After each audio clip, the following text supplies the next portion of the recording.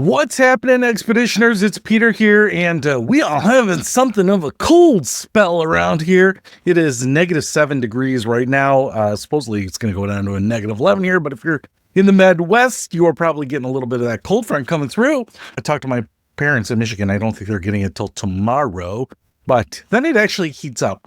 It's supposed to be like 20 degrees tomorrow. Anyway, I don't want to talk about the weather so much, but I do want to talk about something that also gets people in kind of a cold spot, a pattern of negativity. And basically, what I want to share with you is a story about a video that I saw, and it's an exercise, and I know some professors have done it and other people have done it, but I just want to explain the experiment first.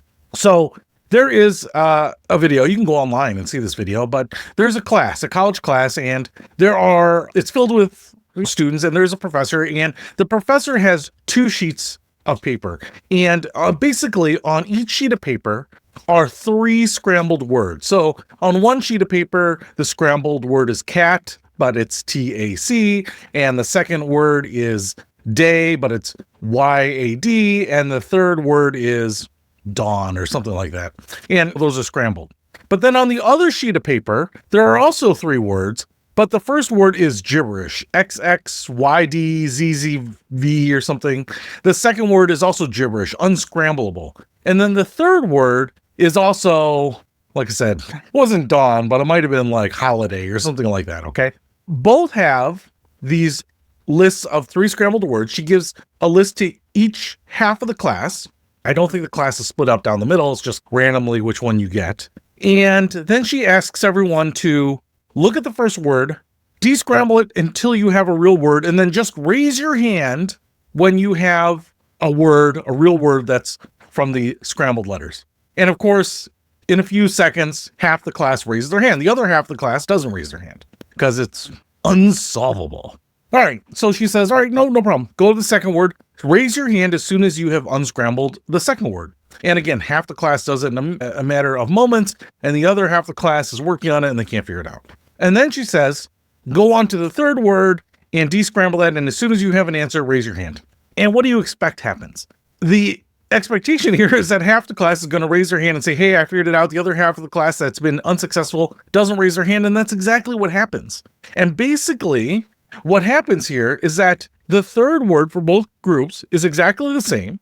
It should be of equal difficulty, and all things being equal, everyone should solve it, or at least everyone that knows the word. Let's call it 75%. But instead, the half of the class that has gotten impossible words to descramble can't unscramble the last word.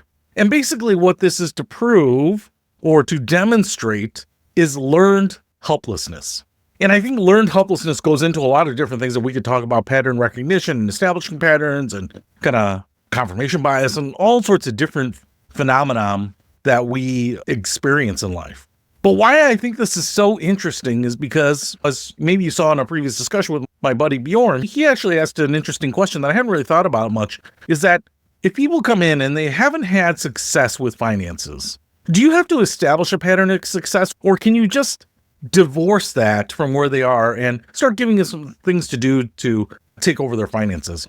And I hadn't really thought about that deeply, but as I learned about learned helplessness, I was kind of thinking back to my own experiences here, where it's not just learned helpless, but it's like learning behavior or a stigma or a label that you get. And of course, learned helpless could be, you don't get it, you're dumb. I remember when I went to grade school, at the time I was in, 5th or 6th grade. I don't remember when you take algebra, but they didn't offer algebra at that time. However, there were a few of us that really wanted to learn algebra. And so one of the teachers, the math teacher, said, hey, after class, after school, instead of an extracurricular sports or whatever, let's set up an algebra club and I'll teach you algebra. And so a few of us joined that. And I just remember a girl in my class named Jessica, beautiful girl, wonderful girl. I think she's doing very well in life. Good for her. But she wanted to take it too, and she just wasn't getting it. And she was just getting really frustrated. And I think part of the reason was because my friend Neil and I, who were entering math competitions at the time and taking math very seriously, had a leg up.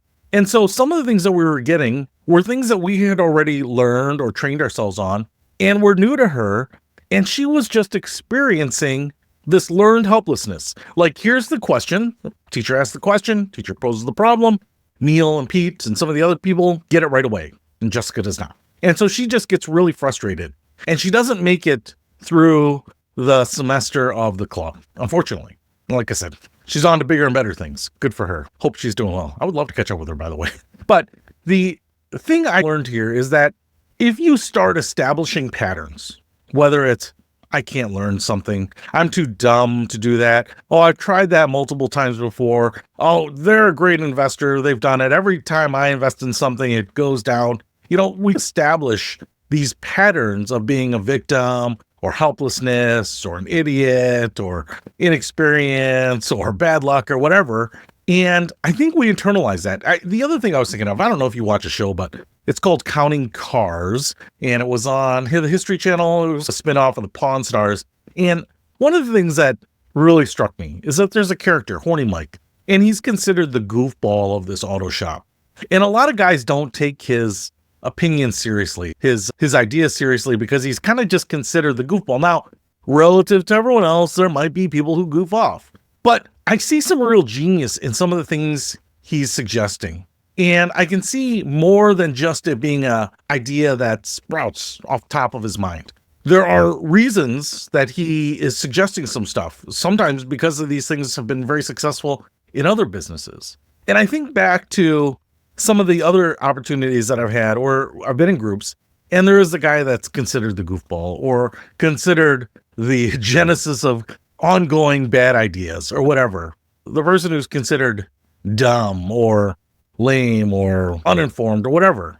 And when we start applying those labels to people, do we handicap them? Do we imprint on them so much that they can't break free of that they just establish that pattern of learned helplessness? And I bring this up because I think those are some extreme examples. I bring them up because they are extreme. And I think hopefully these kids have been parented better and all these other things, and we're more aware. We're not the bullies and judgmental like we were. But at some level, all of us, I think, are victims to some sort of pattern, if that makes sense. I know I am, right? That I've done something so badly for so long that I don't want to do it. I can snorkel, but I can't swim very well. If I put a life vest on and I have a snorkel and I can float in the ocean and the current will just take me where I need to see things, I can do that.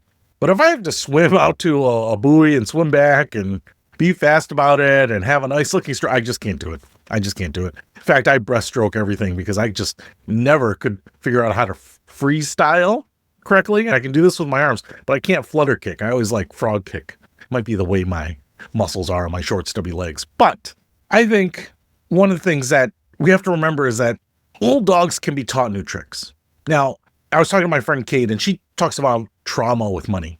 And if you are having these issues with money, she's definitely someone that you probably want to think about, because I think you can do healing on that. I think you can start divorcing yourself of the patterns that you've established. It's not going to be easy, and depending on the severity and the length of them, it's going to be harder.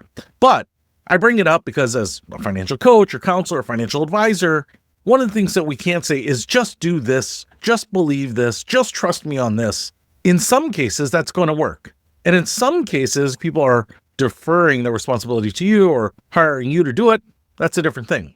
But especially if we're working with someone who has no savings and has a trouble saving. Well, there's the phrase of, is the money burning a hole in your pocket? Some people, when they get money, they just want to spend it. I sometimes have those tendencies too. You get money and you're like, I didn't expect to get that money. I deserve a little bonus. I deserve to treat myself to something. But there are those tendencies, right? Or to say, hey, we only live once, I got to enjoy it, or whatever justification you can have. We all might have some of those.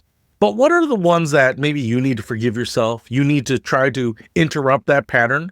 There are ways to do it. There are certainly techniques that are simple and quick for things that maybe aren't super ingrained.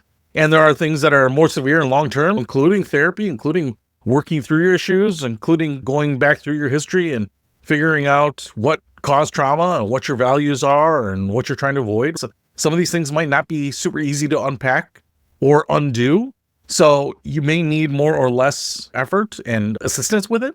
So I'm not trying to diminish that, but what are the things that maybe you're not doing well with? And how can you change that pattern of potentially learned helplessness, or having a label attached to you, or being seen as the goofball, or the genesis of bad ideas, or whatever it might be? There are many times, like I said, I've been in business a while, and there are times when someone gives such bad suggestions for so long. When they do throw out a good suggestion, it's hard for the people around to say, hey, that's actually not a bad suggestion. You're just used to having that knee-jerk reaction that this person is always going to give a bad idea.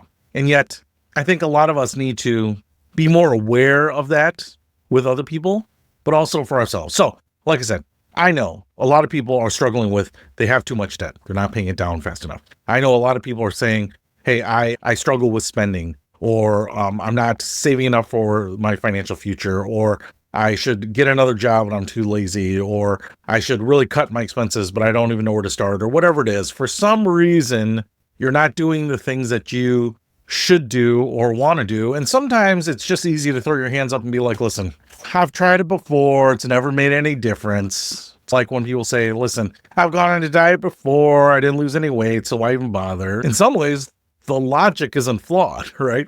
The logic isn't flawed, but the methodology, the process might be. So maybe you have to try something different. So anyway, I just thought that learned helplessness exercise was really eye-opening to me, that in such a short amount of time, you can condition someone that, hey, you couldn't unscramble a word. 5 seconds later, you couldn't unscramble a second word.